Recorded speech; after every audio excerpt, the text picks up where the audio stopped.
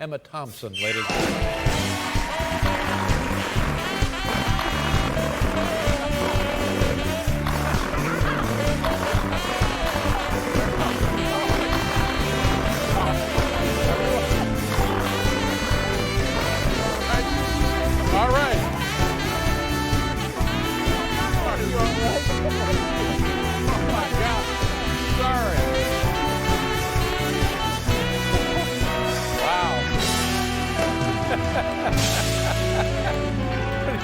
But you see, it just could happen. That's exactly, it could exactly be that way. You all right? I don't normally wear fur. Oh, I enjoyed that. I can't tell you. Well, nice job. I have never been given such a good prop in my life. Well, you got your money's worth. You got all of that one. Oh. He's so sweet. Have you, and it's probably a stupid thing, but have you ever had an encounter like that with some kind of wildlife where it was just nuts and I out of remember control? one just like that with my husband. Thanks a lot. Wow. Oh, actually, no, I haven't. My daughter was bitten by a giant tortoise once. Will that do? Yeah, really? Yeah, where were you? Where was the tortoise? I'm exhausted. That has absolutely exhausted me. I really must work out more, possibly using furry toys. As, you know. We were in the Seychelles. Uh-huh. It was one of those 200-year-old numbers, the tortoise. Yeah. And my daughter was feeding it a bit of papaya, and it just bit this little bit of her finger off. And it was one of those... How old was your daughter when this happened? 3. Oh, my goodness. And it was on an island, no hospital, no nurse, no nothing. So I did that thing of, you know, when you're very, very still and think, we're all going to die. We're all going to get some horrible turtley disease, like rabies-only turtle. Yeah. And I've just got to be calm. You know, inside,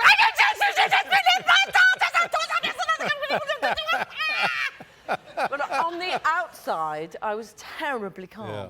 And I just put her finger into some antiseptic lotion. Right. She screamed the house down. She was absolutely fine. And by the end of the night, I was on morphine, basically. Yeah. And was it, I mean, when you say took the tip of her, was it a bad? Did it No, remove it wasn't like bad. And you know, Oh, thank 3-year-olds God. kind of basically, if you take a finger off, they grow a new one. That's You know, right. That's pretty much how it works. You know. Wow. Yeah, that's not good. And to see a 3-year-old like that in a big thing, that's It's just, not a yeah, good, it's yeah, awful. yeah. Moving on. Where do you, you don't live in Scotland, you spend some time in Scotland. Your family's from Scotland, Yes, is that right? good grief, you're jumping around, David. You all right? Seychelles, Scotland, wild animals. Yes, we live in... All right, sure. We live in Scotland as well as in London. It's got to be beautiful. Which is gorgeous. We live on the west coast, just near Glasgow, and it's an old farmy sort of placey that we got when actually my mum and dad bought it when we were little, for about 2 and 6. That's a very small amount of money. I can't explain it. Yeah. Well, I'll take your word for it. And is life what we all imagine it might be? Like What, kilts and haggis and all that? Neighborhood No. pubs and... Well, yes, actually it was, and sadly, our neighbourhood pub, which we loved, and when we got married, got closed. So that was closed, and then at the same time, the smoking ban came in to my country. Now, I live with someone who still smokes, my husband. Wow. And sad. Yeah. You know. I mean, in every other regard, he is not a degenerate. Well, we'll give him this one then. No, seriously, Yeah. he's quite puritanical, actually. He makes Oliver Cromwell look like Danny Kaye. But anyway, he decided the smoking ban came in, and he was so upset because he couldn't smoke and have a beer at the same time. So he took matters into his own hands, as they say, and built himself a pub. Well, there you go. This guy's a genius. He this went is to... Yeah, I perfect. knew you'd like Yeah. it. He went to the do-it-yourself shop, bought a lot of wood and nails and things, and one of those pull things, you know, and the You get thing the that pub you get kit. the pub kit. Yeah. Yeah. And about about 80,000 ashtrays. They're all over the place, ashtrays everywhere, you know, so that people come and they come to the pub and they can smoke in the pub. So in the backyard of your home, In the or backyard, somewhere, yeah. he's got a bar set up. Got a bar. And he's out there And smoking he and smokes, drinking. that's exactly what he does, is that. Because he smokes roll-ups. Those terrible things that sort of end up looking like, I don't know, some part of a dead mouse. Sure. You know, like some sort of interior with little bits hanging out, and they're all, Yeah. he's got to stop. What can we do? Let's set the fox on him. No. We're going to have her checked for rabies. We mentioned your daughter, who is, how old is your daughter now? Like 8 or so? 8 years old? And you have a son who is considerably older, but when you first came into your life, he was, what, 15 or so? Indeed, Yeah, yes. tell me about your son. Well, it's an interesting thing. I work with refugees in London, and at Christmas time we give a party because it's so tricky if you're a refugee and everyone's having a good time and you aren't. So I met him there. He was 15-year-old ex-child soldier from Rwanda, and Child soldier. yes, he'd had a terrible, terrible time. Kidnapped when he was sort of 13. And his first 2 nights in Great Britain were spent sleeping rough in Trafalgar Square, you know, at which point he thought there really is no justice. But he's joined our family for Christmas, and then... I'm sorry, how did he get from Rwanda to Trafalgar Square? Well, he was found by a woman who worked for an international NGO who basically smuggled him out of the country. That's sometimes what happens when people make a very, very strong connection. But the difficulty was when she got him to Great Britain, because of her situation in the NGO, it was very difficult for her to do anything except just leave him, as it were, at the Refugee Council, which is where we met him. And so slowly he's now our son. He studies social and political science at Exeter University. And he's 21 years old or something? 21, yeah, and he wants to be a human rights lawyer. When he'll do that in Rwanda and in Great Britain, and we just fought for his leave to remain, which was very interesting, going to do that court stuff, you know. And he had to take the citizenship test, which is full. Have you ever taken a citizenship test? No. I cannot tell you. I simply would be drummed out of my own country within seconds.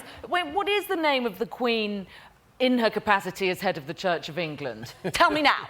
No, I didn't know. Supreme Governor, of course. I Supreme knew that, Governor, yeah. obviously. Well, congratulations on, this is a lovely thing for you and your family. We're very lucky, because he's a wonderful, wonderful boy. And when Barack Obama, sorry to interrupt, but when Barack Obama got in, can you imagine what that was like for everybody? I rang him up and said, I expect you to be in office by 2010.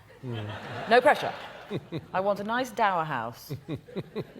And it's interesting, you're saying Barack Obama. I wonder if maybe that's the actual... Is it Barack? Well, everyone here calls him Barack. Oh, okay. But now Barack maybe... No, it can't be Barack, can it? Well, I don't know, maybe it is. Oh, I'm never going to be invited to the White House. It's the only time I've ever wanted to be a president in my whole life, and now I've blown it. No. I think... No, it can't be Barack. We'll show him the tape with you and the fox. Okay. That'll get you in. It might, you never know. Thank you for being here. So do you. Oh, no, I'm not. 66 Christmases. Oh, yeah. What part of England are you from? You from England? Yes. Yeah? I'm from London. London. Nice town, isn't it? Yes. Where in London, specifically, geographically? Northwest London, What where if I've it's lived. like in Northwest? Tell us about, compared to New York City, what is the Northwest of London like? We know what the Upper West Side is like here. What is Northwest London like? It's leafy. Leafy. Yes. Where I lived, it used to be full of villains, and taxi drivers wouldn't go there because it was too far out of Oh, really? centre of town. Yeah. Oh, so it doesn't sound like it was idyllic No, it's at still all. full of villains, actually. Yeah, that's it. It's suburban. It's very ordinary. I've got a little house with a red door. My mum lives opposite. Oh, so she still lives there? You still live Yeah, there? yeah, yeah. Oh, I've lived that's in the very same nice. street all my life. Now, you and your daughter, this is an enviable thing you have done. Tell me where you got the idea, and then we'll talk about what you did. It was like a 6-month, I guess, a sabbatical, a trip, a girl's journey, whatever you want to call it. Your daughter was how old when you did this? 11. 11. And whose idea was it that you and your daughter were My just... husband. Yeah, we're going to go traveling. We just thought, well, let's go. let's get out of this place and go yonder to see the world. And they're all clapping. Does that mean you want to get out of this place? Yeah, that's. Yeah, I think. Desperate. You've been in here for weeks, haven't you? Clapping No, people. that's I could nothing feel new, it. yeah, every Anyway, night. we went around the world. We went to Borneo, where she learned how to dive, scuba dive. And we saw extraordinary things. We went on to Australia, we went to Ecuador and up the Amazon and to the Galapagos saw, you know, orangutans and... Trip of a lifetime, really, for anyone. Extraordinary. They are, I mean... Did your daughter love it, or did she grow whiny and petulant? No, she loved it. She left about 11 years old and came home around 17, you know. She just grew up really quick. What a wonderful thing, and you will always have that experience. That's just delightful. 6 months, at any time during the trip, did you think to yourself, let's go home? No, I didn't. It was extraordinary. It was all the animals we saw. Right. Orangutans in the wild. You know. And what is that? How do you get into the wild to see them? You walk quite a long way. They're in the jungle? They're in the jungle, yeah. the jungle, and you can't get to them by car. Right. Which I realise is an odd thought, especially here in America. But you get into boots, and this is a very strange thing to be explaining, and you get on jungle paths, and follow those paths, and then you hear something not unlike a freight train approaching, and you look up, and this massive person, really, with a dinner plate for a face, comes rushing through the trees, and it's the most extraordinary thing I've ever seen, because it was the way in which they looked at us. It was a kind of, wait, I'll try and do it for you. Wait. It's a kind of... Really? It's like, you people, thanks a lot. How much jungle is there left thanks to you? You can feel they're looking down on you, Disdain. literally. The moral superiority of that long-armed person. Are these animals large? Vast. Huge faces. Are they monkeys? They're yes, no, wait, are they apes? They're apes, aren't they? Great apes? I don't know that. There's To only me, a they're few all- apes. Yeah. And there's gibbons, who are also apes, and go, whoop, whoop. That's a gibbon. Whoop! You weren't planning on that, were you? No. Didn't tell the researcher about the gibbon. No. Whoop, whoop. Now, would you do it again? Take another trip A like gibbon that? impression? No, another. We've had plenty of that, Yes. Okay. thanks. But another trip? I would. Oh, in a whatever, heartbeat. That's what it was.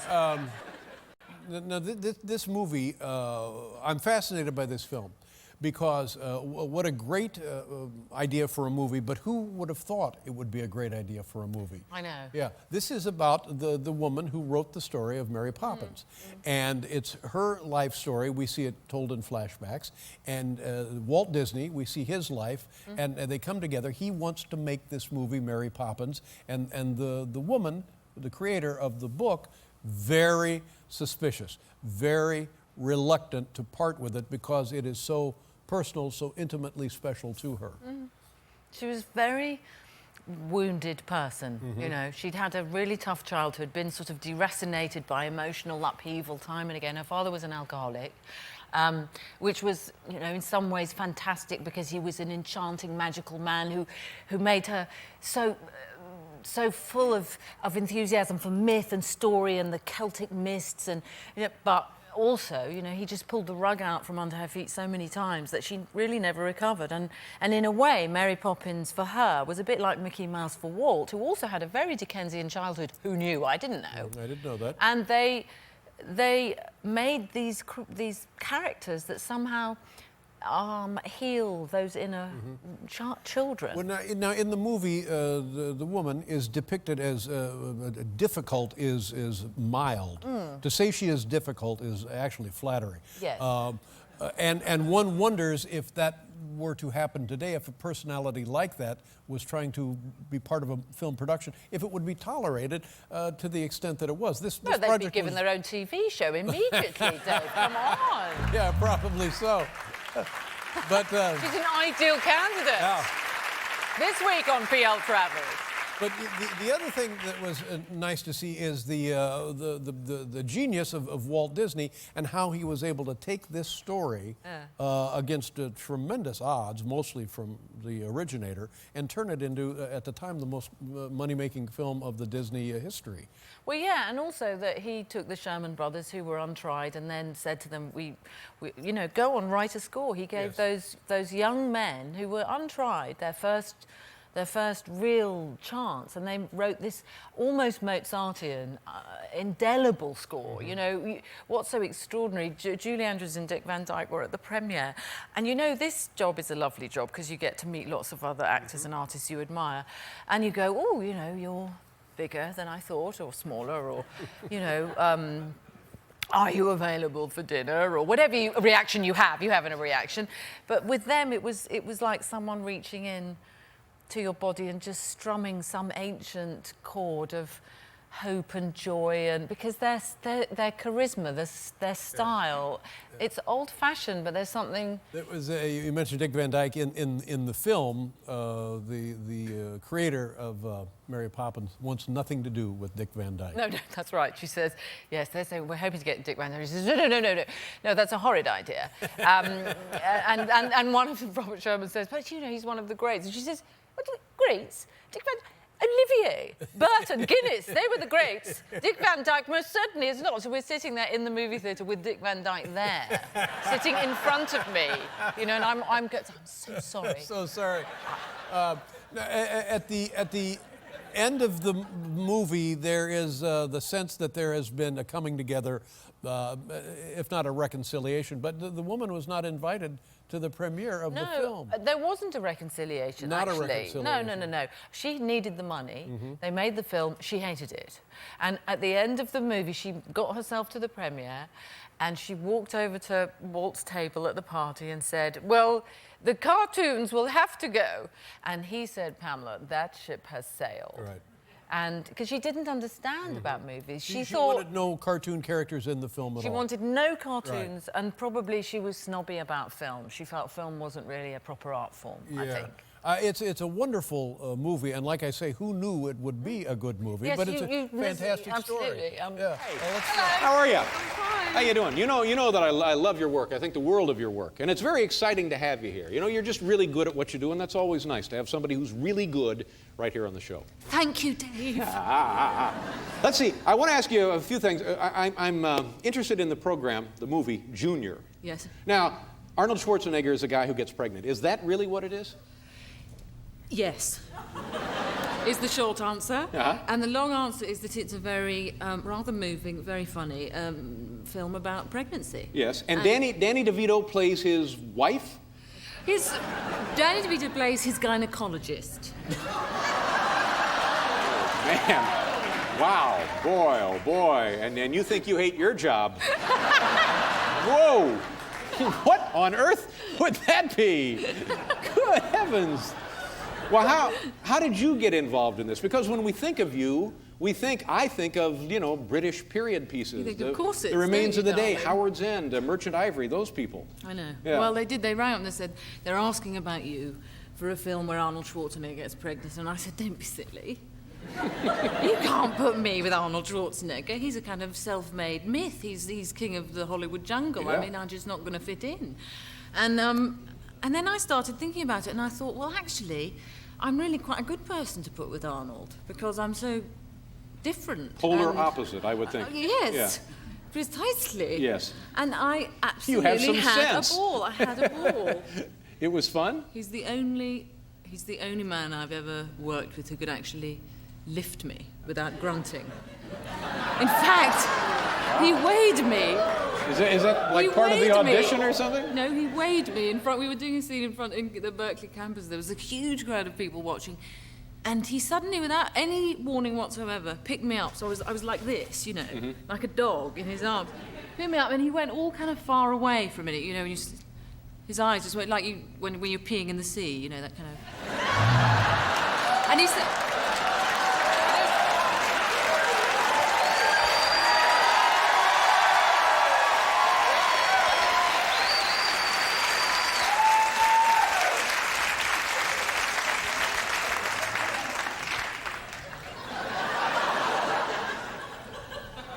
Your segue into that aquarium was absolutely faultless, Dave.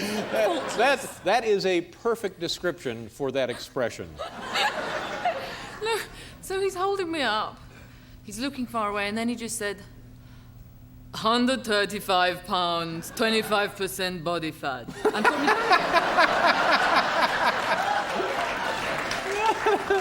He really did. Yeah, that's a great impression, by the way. I know, it's pretty good, isn't it? So the movie is funny? You're really pleased with how it came out? Honestly, it's funny. You know and who it's I very think touching. is great is Danny DeVito. This guy, as an actor, and I guess as a director also, but as an actor, couldn't be funnier. I mean, he just has it really tied down at every point there. I know, he's absolutely a genius. How's your husband doing, by the way?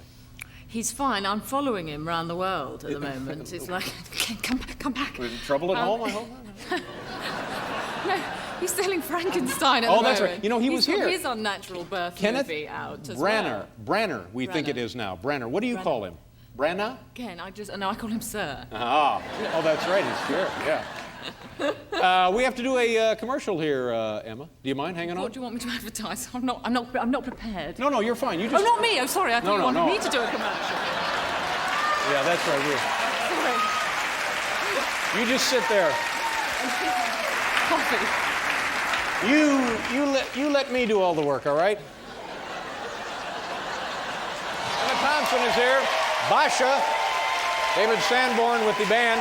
Sean Austin Jr. A couple of weeks ago, Prince Charles, I guess, was in California, Los Angeles. Yeah. Were you out there when he was there? And if so, do you have to, because you're from the same general part of the Do world? we have to stay with do you have him? to hang around with a guy? Do you have to look after him? Somebody ought to be looking They put after us that in guy. the same room, yeah, just in case.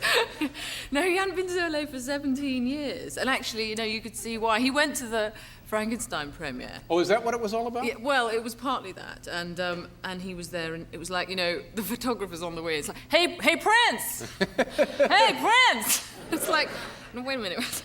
And we watched the film, and then there was the do afterwards. And you know what, like, So, LA a premieres, reception. nobody drinks. So it's like a sea of glasses of iced water, you know, and everybody sitting there thinking, you know, like, when is he going? Because it's like they're all in bed at 8. They're all in bed at 8 and up at 4 to work, you know. So the sort of veneer of being terribly impressed wore off pretty quickly, and we started having a conversation about genetic engineering. What else, obviously? No. And, No. yes. Wait, you and Prince Charles are talking about genetic Genetic engineering engineering. We've got because of very the film. Yeah, because of the film. I see. And so we're chatting away. And I looked up at about 10:30, and the entire room was empty. Yeah. Everyone had left. They'd all gone. And in fact, probably for the first time in his life, he was the last person at the party. So he usually goes home The early. life and soul. But did people just not care about him being there? No, you see, royal protocol is you're not supposed to leave before the prince does. He looked around and said, oh, God, these people don't do this in England. Yeah. You know, which is about all they don't do. Do you know the guy pretty well? You met him before, I'm sure. Do you have a rapport with the man? A rapport. No. Sorry, I couldn't decide which way to go What there. is wrong with you? What happened there? You have an Academy Award, for heaven's sakes. I've got it nailed in the hall. Seriously, what do you do with that thing? It's a beautiful statuette. I've glued it. I've glued it in a very inconvenient place in the hall, so as when people walk in, I can just say, mind the Oscar. Like, don't kick the cat. Don't kick the Academy Oscar. Award. There you go. It's just there. What is your life like at home? Well, now, when your husband was here, we discussed at some point a time when he brought folks back to the apartment. I guess you weren't expecting them. And it was, you know who I'm talking about? Oh, yes. Yeah. Did he tell you about that? Yeah, tell us a little about Oh, that. God. Well, he was making Frankenstein, and I was writing, because I was at home, and he rang up about 4 o'clock in the afternoon, and he said, can I bring Robert De Niro home for dinner? And I said, Yes, yes. Sure. Sure. Yeah. Absolutely. And he said, fine, okay, well, we'll be home. So I stopped writing, ran down in the kitchen, and there was nothing in the kitchen. It was like 4 aubergines and a tomato or something. And I thought, well, you know, he's Italian. He'll understand. I'll do something with it, you know. Now, what So you I say? thought- You're talking about squash. Is that a kind of squash? It's an eggplant. Yes! Explain.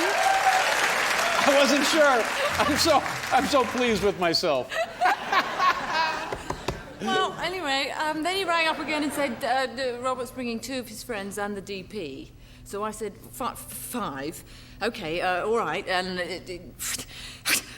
back to the kitchen, looked out the rest of, you know, whatever I had in the fridge, started knocking out this meal, and then he rang back again about 6 o'clock and said, and Barbara Streisand. And I said, no, you can't bring 2 legends to the house at the same time. I'm sorry.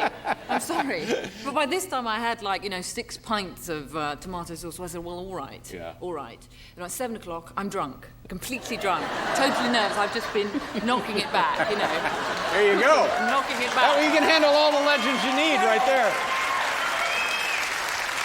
This movie is going to be a blockbuster. Anybody who has a family or is expecting a baby will go see this 9 times, don't you think? Absolutely. It opens November 23rd. Now, when you mentioned DP, is that director of photography? Yes. Yes! Yes! I got 2 of them! Emma, good to see you again. Have a lovely Thanksgiving holiday. Emma Thompson, ladies and gentlemen.